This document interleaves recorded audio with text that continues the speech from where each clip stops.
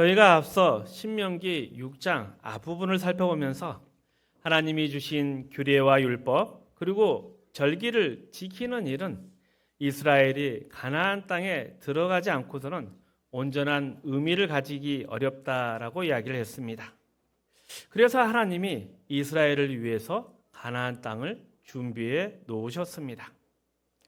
이처럼 가나안 땅은 이스라엘 백성이 무언가를 해냈기 때문에 그 보상으로 받은 것이 아닙니다. 하나님이 이스라엘을 애굽에서 이끌어내셔서 하나님의 백성으로 삼아 주셨기 때문에 하나님이 준비하신 땅 가나안에서 살아갈 수 있는 것입니다. 그러니 한마디로 말씀을 드리면 가나안은 하나님의 백성답게 살아가도록 하나님이 주신 삶의 터전입니다. 그리고 이 땅 가나안에 들어간 이스라엘 백성은 자신들이 짓지 않는 집에서 살게 되고 또 자신이 심지 않는 나무의 열매를 먹게 되었습니다. 이런 내용은 우리 삶에 필요한 모든 것들을 결국 하나님이 주신다. 우리의 모든 필요는 하나님의 손에 있다. 이러한 사실을 잘 보여주는 것입니다.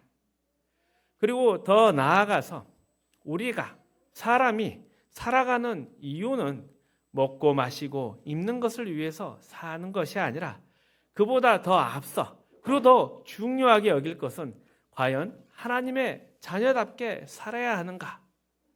이 목적과 책임이 있다는 것이 무엇인지를 보여주고 있습니다. 그래서 오늘 본문에서 한 가지를 더 살펴보려고 합니다.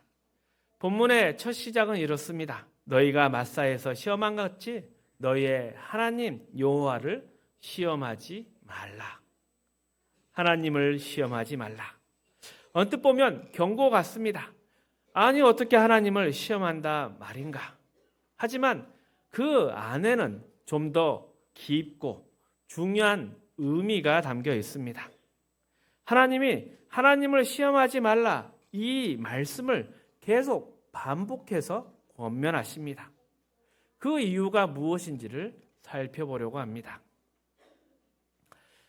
이스라엘 백성이 출애굽을 해서 광야에 처음 들어갔을 때 그들이 맞닥뜨린 최고의 어려움은 물이 없었다는 것입니다. 광야에 물이 없어서 백성들이 크게 불평을 하였고 또 그 장면이 출애굽기 17장에 보면 자세히 기록되어 있습니다. 우리 그 말씀 함께 읽어봅니다.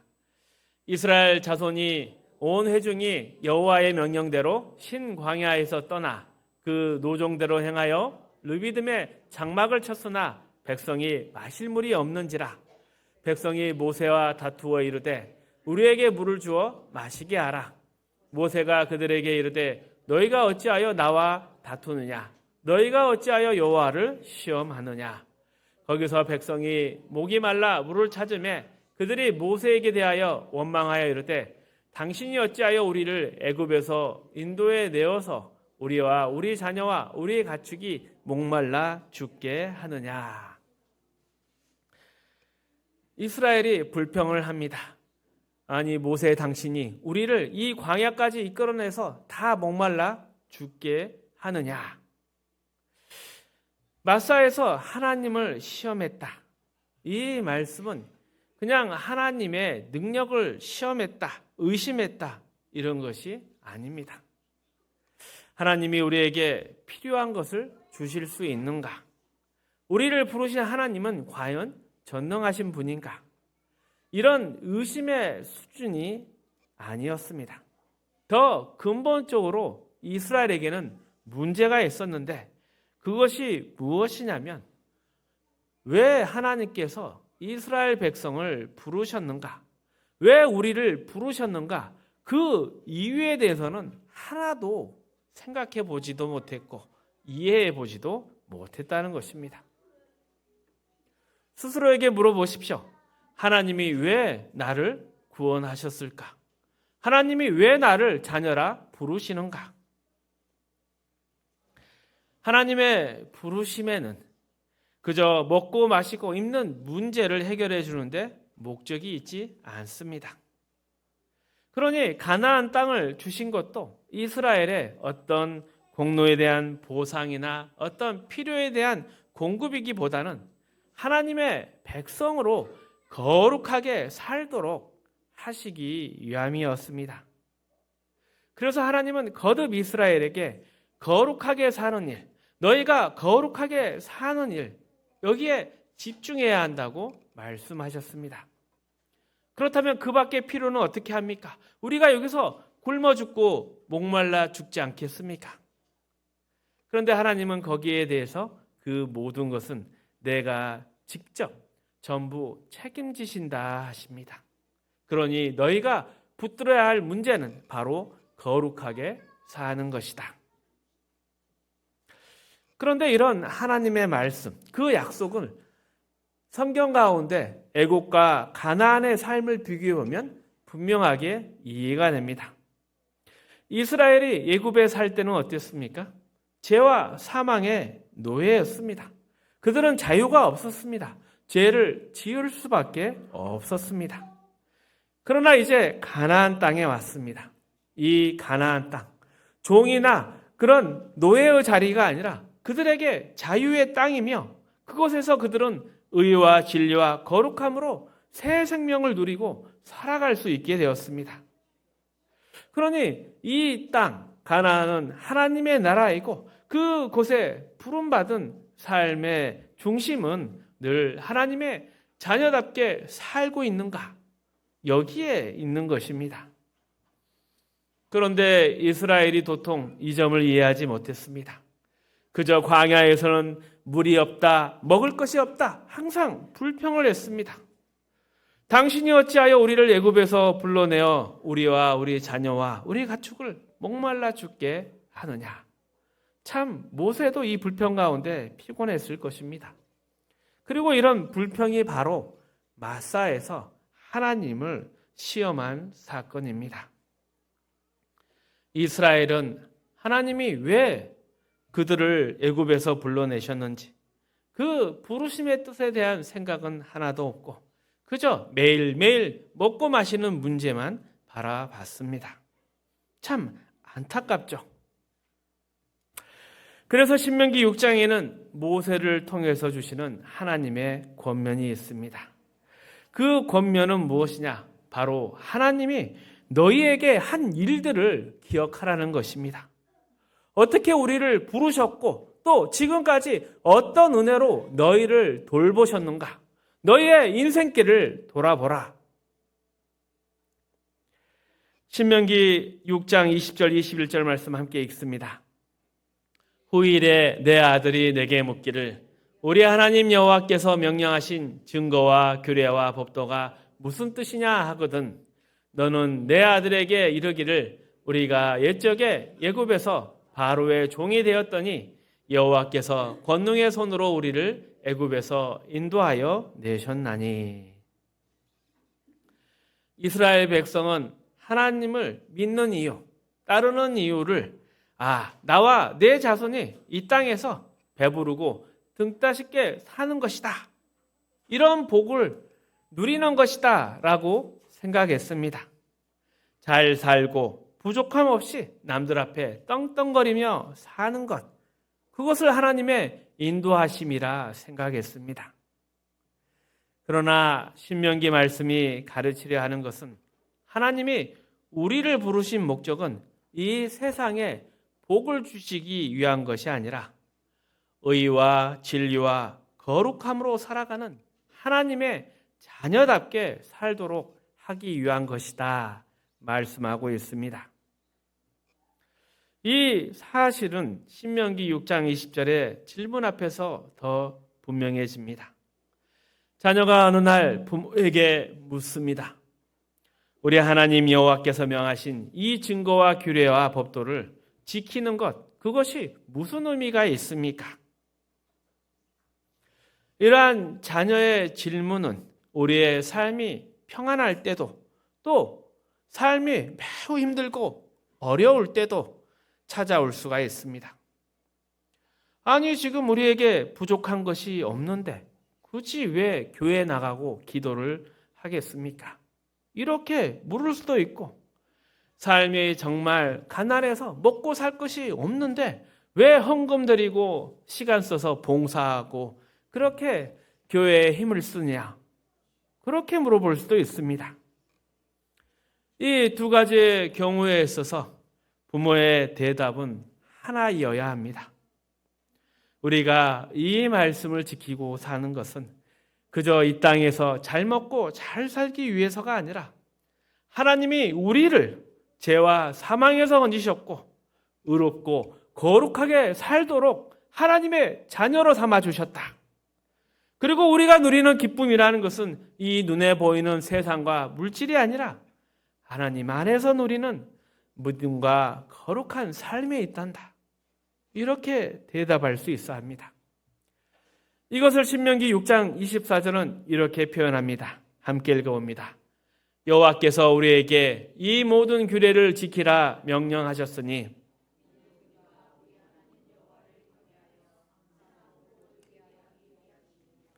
또 여호와께서 우리를 오늘과 같이 살게 하려 하심이라. 참 이 말씀 듣기 좋습니다.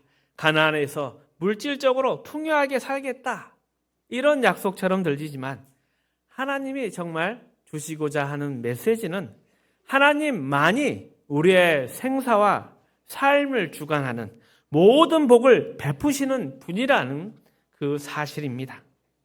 이것이 구약 시대에는 땅과 부귀, 장수로 표현되지만 신약에 오면 그것은 물질을 넘어서 하나님과 우리가 하나 되는 영적인 연합으로 더 깊어져만 갑니다.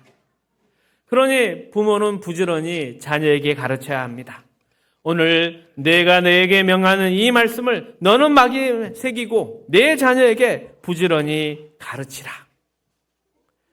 그런데 이 가르침은 말로만 전달되는 것이 아닙니다. 삶으로 보여주어야 하는 신앙입니다. 자녀가 부모에게서 배워야 할 것은 우리 삶의 가장 큰 목적은 하나님을 기쁘시게 하는 것이며 하나님의 말씀을 따라 살고 하나님 안에서 참된 기쁨과 행복을 누리고 살아가는 것이다. 그런데 오늘날 우리에게 가장 큰 유혹이 하나 있습니다. 그것은 바로 물질이, 돈이 모든 문제를 해결해 줄 것이라 생각합니다. 세상은 끊임없이 돈이 최고다 말하고 있습니다. 돈이 있으면 행복해지고 돈이 있으면 인생 문제가 다 풀린다고 합니다. 그러니 부모 마음에 이런 생각 듭니다. 나는 돈 없어서 못 누렸으니 이제 내가 모은 돈으로 너는 누리고 살아라.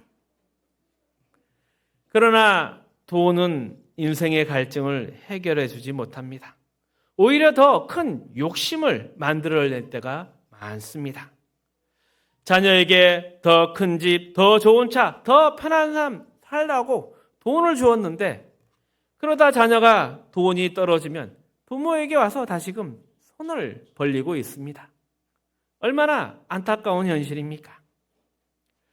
건강도 마찬가지입니다. 건강하면 무엇이든지 다 잘할 것 같지만 오히려 사람이 아프고 연약해질 때 하나님을 더 붙들고 살아갑니다. 스스로 내가 건강하다 느낄 때는 하나님 믿기가 쉽고 죄 짓기가 더 쉽습니다. 돈이나 건강이 필요 없다는 뜻이 아닙니다. 우리는 이런 것 없이 살 수 없고 하나님의 자녀다운 삶을 살기 위해서 그러한 것들을 잘 선용해야 합니다. 문제는 돈이나 건강 그 자체가 아니라 그곳에 우리의 마음이 잡히는 것입니다. 돈, 건강, 이것이 우리의 인생의 목적이 되는 순간 그것이 바로 우리의 우상이 되고 우리는 그것들의 종이 되고 맙니다. 그래서 자녀들이 신앙에 대해서 물을 때 부족한 것 없는데 왜 교회 가느냐? 왜 이렇게 힘들게 사는데 주일마다 가게 문 닫고 왜 교회를 또 가느냐? 이럴 때 우리는 분명하게 대답해 주어야 합니다. 다시금 6장 25절 말씀을 함께 읽습니다.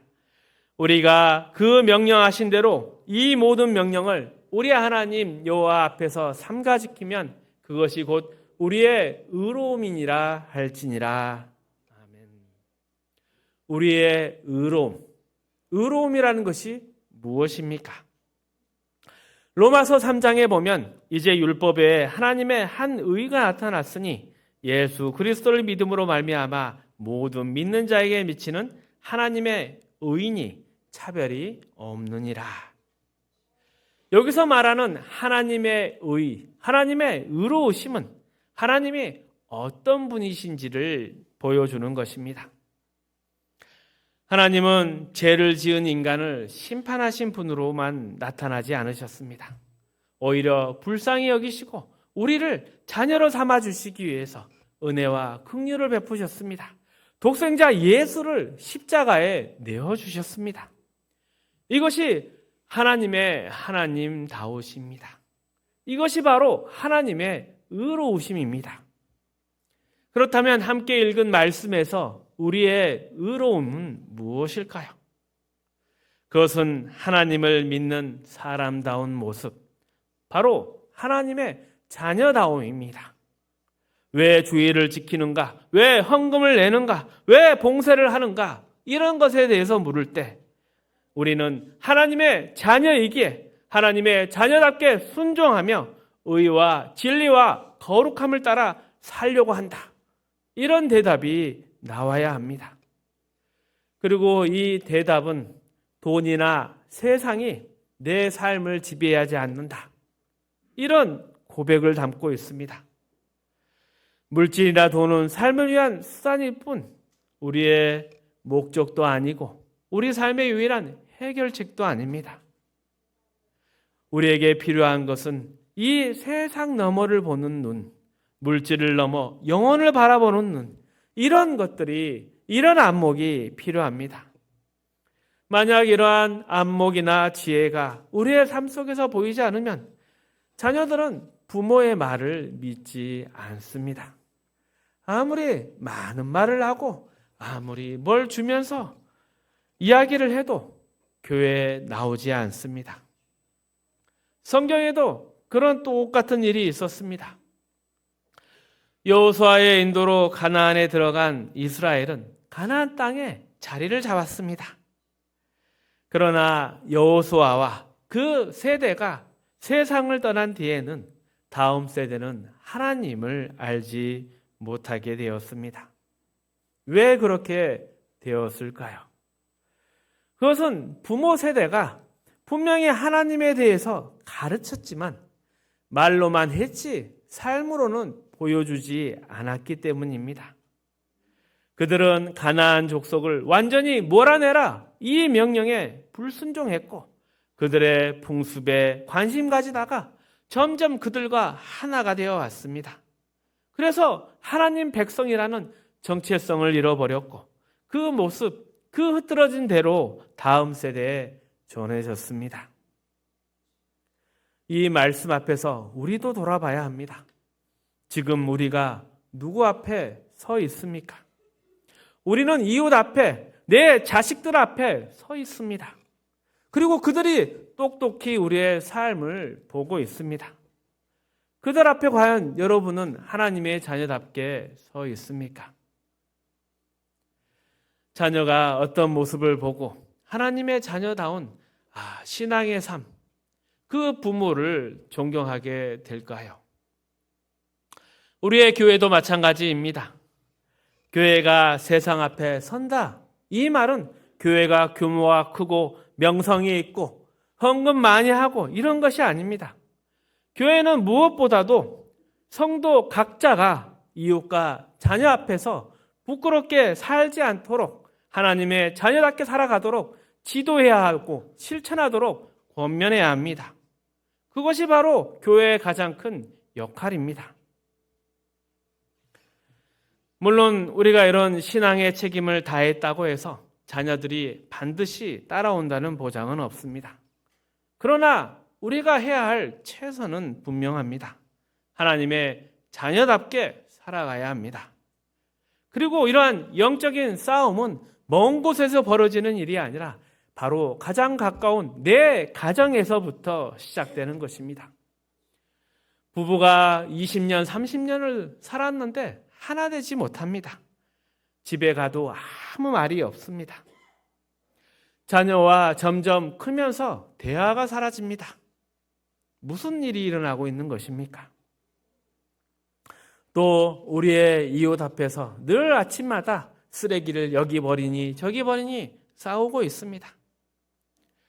우리의 신앙, 멀리 가서 선교하고 모르는 사람들 전도하겠다, 이렇게 큰 일을 꿈꾸고 있지만 실제로 우리가 애쓰고 노력하고 훈련해야 할 싸움은 매일매일 내가 살아가는 삶의 자리입니다. 사람들은 기가 막히게도 우리의 말보다 우리의 삶을 먼저 봅니다. 우리가 무엇을 말하는지보다 어떻게 살아가는지를 봅니다. 그래서 우리를 가까이 보는 가족과 이웃을 통해서 우리의 삶에 드러나야 하는 것이 있습니다. 아, 참 저 사람 이익을 따라, 물질에 따라 살아가는 사람이 아니다.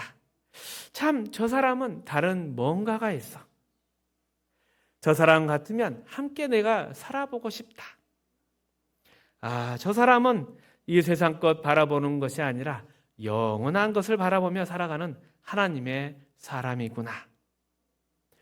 이것이 우리의 삶 속에서 드러나지 않으면 우리는 신명기에서 경고를 받았지만 사사기에서 흐트러져 버린 이스라엘 백성과 같은 길을 걷게 되는 것입니다. 신앙생활에서 가장 어려운 것은 이해가 안 되는 것이 아니라 잘 알고 있지만 그대로 살아내지 못하는 것에 있습니다. 우리가 기도해야 할 부분도 그 부분입니다. 겸손하라, 양보해라, 용서하라, 너를 부인해라, 너가 십자가를 지라. 매 설교 시간마다 우리는 잘 듣고 알고 있습니다. 하지만 내 삶의 현실에서 살기는 쉽지가 않습니다. 세상 속에서 그렇게 살면 늘 내가 손해보는 것처럼 느껴집니다. 자녀들도 부모 말 듣지 않는 이유도 똑같습니다. 부모처럼 살면 내가 손해보지 않을까?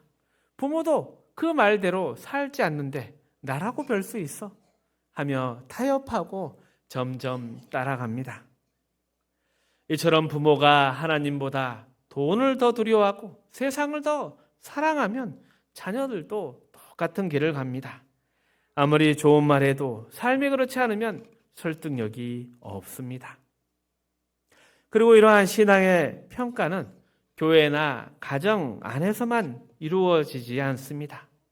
우리의 삶은 거래처 직원 앞에서도 또 명절날 가끔 만나는 친척들 앞에서도 평가를 받습니다. 그리고 만약 그곳에서도 우리의 신앙이 드러나지 않는다면 우리는 아직 신앙의 첫걸음을 제대로 떼지도 못한 것입니다. 세상 앞에서 하나님 말씀대로 사는 것 손해처럼 보일 수 있습니다. 그러나 성경은 한 가지의 길을 계속 보여줍니다.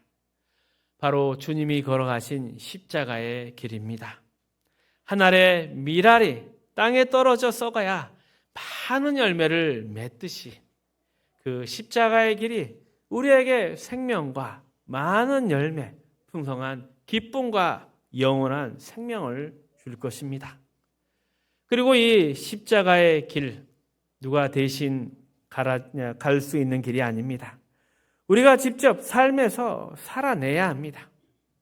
그러니 우리의 신앙의 모든 문제는 하나로 모입니다. 하나님의 말씀을 따라 살 것인가? 아니면 세상의 유혹과 문제에 굴복할 것인가? 이건 새로운 선택의 문제가 아닙니다. 우리는 이미 하나님의 자녀로 부름을 받았습니다. 그리고 하나님이 주신 가나안 안에 살고 있습니다. 우리가 짓지 아니한 집에서 살고 있고 심지 아니한 나무의 열매를 우리가 먹고 있습니다. 이미 복을 누리는 삶의 자리 가운데 있습니다. 그런데 왜 마음을 나누시고 왜 기웃거리고 있습니까? 다른 사람 핑계대거나 세상 핑계 댈 것이 없습니다. 이 문제는 바로 내가 하나님 앞에서 내가 책임져야 할 문제입니다. 구약의 이스라엘의 실패, 우리에게 교훈이 됩니다. 왜 굳이 그 길을 따라가려고 하십니까? 오히려 여호수아나 갈렙처럼 하나님을 신뢰하며 걸어간 사람들의 길을 따라가야 합니다. 그 길에 하나님의 복이 있고 하나님이 주신 영광이 있고 우리가 하나님 뵀을 때 하나님의 칭찬과 상급이 있을 것입니다. 하나님은 아브라함을 통해서 너를 복의 근원으로 삼겠다 약속하셨고 그 약속을 이루어 주시고 지금도 이루어 가고 계십니다. 우리가 우리의 삶을 통해서 하나님이 어떤 분이신지 또 어떤 복을 주셨는지 우리 스스로 확인해보고 돌아보고 감사해야 하며 더욱더 하나님께 순종하는 삶이 있을 때 우리는 저 천국과 영생을 지금 이곳에서부터 누릴 수 있게 되는 것입니다. 승리하기를 축복합니다. 말씀을 정리하겠습니다. 하나님이 이스라엘을 애굽에서 불러내신 이유는 또 가나안 땅을 주신 이유는 세상 복을 주기 위해서가 아니라 그곳에서 하나님의 백성답게 의롭게 거룩하게 진리와 거룩함으로 살게 하시기 위해서입니다. 그러나 이스라엘은 이 부르심의 뜻을 잊어버리고 먹고 마시는 현실의 문제에 집착했습니다. 이것이 마사에서 하나님을 시험한 사건의 본질입니다. 이 사건 앞에서 우리는 생각해야 합니다. 부모가 자녀에게 전해야 할 신앙, 이것은 말이 아니라 삶으로 보여주는 것입니다. 사람들은, 우리의 자녀들은 우리의 말을 듣기 전에 우리의 삶을 먼저 봅니다.